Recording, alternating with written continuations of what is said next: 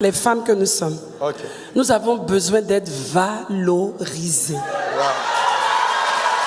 Les femmes ont besoin premièrement d'être aimées, c'est vrai, mais valorisées. Vous avez parlé, tu as parlé d'aide tout à l'heure, oui. Mais c'est terrible et c'est très dommageable pour une femme d'être à côté d'un homme et d'avoir l'impression que toute l'aide qu'elle lui apporte d'être prise pour zéro.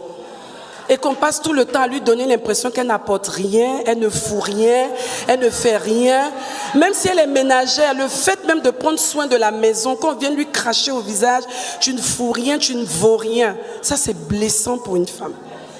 Donc les femmes ont besoin d'être valorisées, qu'on apprécie ce qu'elles font, même si c'est minime, même si ça peut être bonifié, même si elles peuvent s'améliorer, qu'on apprécie déjà le commencement justement de ce qu'elles apportent en fait. Mais ouais, c'est vrai, mais le drame dans cette pratique de la valorisation, c'est que en tant qu'hommes, nous constatons que les femmes sont tellement sensibles au fait qu'on apporte des reproches.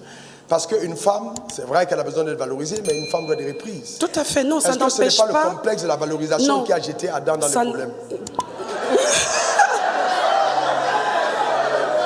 Non, mais il aurait pu. Effectivement, il aimait tellement Ève qu'il n'a pas été suffisamment lucide pour faire la part des choses. Mais quand on parle de valoriser, ça ne veut pas dire qu'on apprécie systématiquement. C'est pas comme si cette personne est parfaite à tout bout, jusqu'au bout en fait.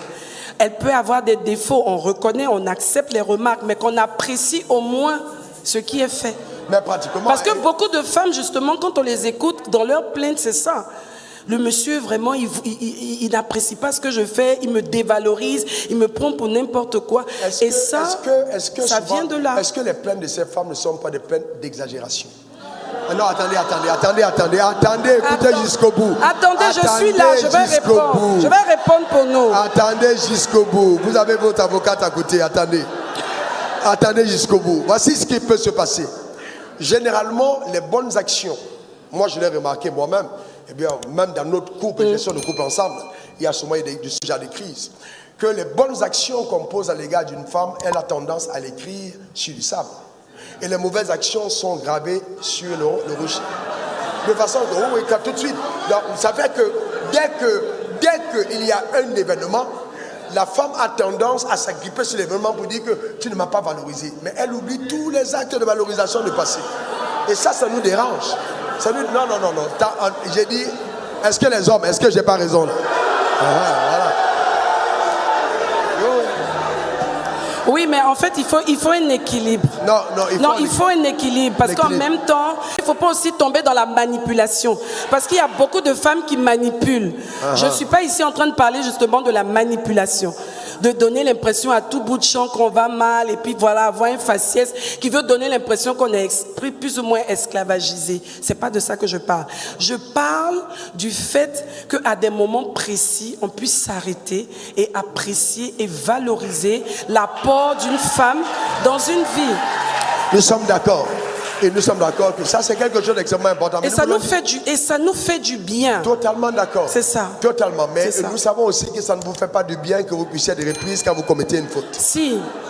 Justement, quand on est des enfants de Dieu, à un moment donné, on sait qu'on doit apprendre. La vie, c'est une école. Et la vie en Christ, la vie spirituelle est une école. Okay. Donc, on ne peut pas avoir la prétention de toujours bien faire les choses. Ça, c'est l'équilibre qu'il faut quand même faire. Est-ce que c'est normal, parce que ton mari ne t'a pas valorisé, vous êtes un couple, vous allez à un rendez-vous d'affaires, vous allez à un dîner, alors tu vas démontrer à toute la République qu'il ne t'a pas valorisé? Ça, c'est carrément... Attendez, parce que c'est un problème. C'est un problème. Ça, c'est de l'immaturité. Je parle comme avocat des hommes. Parce que quand tu sors de la maison, tu commences à serrer ton visage, tu commences à montrer à tout le monde que tu es fâché. Quand on arrive à l'église, ton mari te dit souris quand même. Et tu ne souris pas. Non, mais ça, c'est vraiment faire preuve d'immaturité. Non, attendez, les femmes, elle dit c'est faire preuve d'immaturité.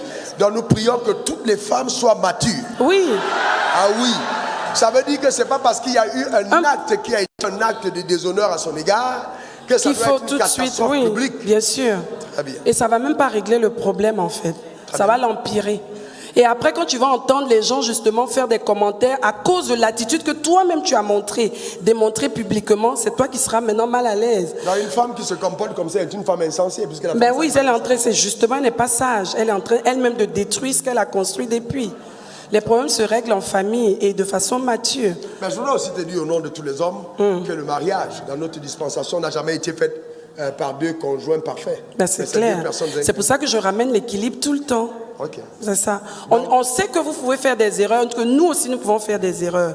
Et l'amour, justement, nous emmène à nous perfectionner. Donc le lien de la perfection, c'est l'amour. Et ça nous aide à grandir. Mais on voulait juste vous dire aujourd'hui quand même qu'on aime être valorisé. Vous nous avez demandé quelles sont nos attentes. On veut, ben on va pas être valorisé. Je veux dire, on va pas passer tout le temps à nous encenser aussi. La vie, il faut un équilibre.